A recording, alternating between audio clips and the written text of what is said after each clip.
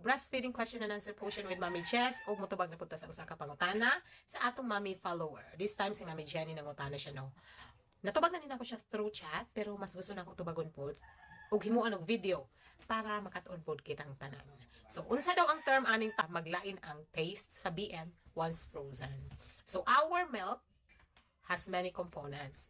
One of those is kining ginatawag na lipase. Isa ni siya ka-enzyme responsible for the breakdown of the na ma-absorb ni baby no once mainom niya ang gatas. Kaso, it is believed that the excess amount of lipase in our breast milk can cause the change of its taste and smell kung mabutang na siya sa cold temperature.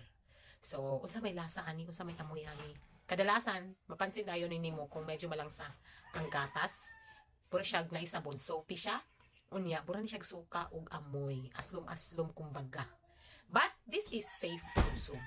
Wala may problema inumon. Kaso, na mga bata na medyo dili sila ganahan ani na amoy. So, mas prefer nila ang fresh na expressed milk. So, kung kamo naka-experience mo ani noon sa inyo gibuhat para makainom inyong anak.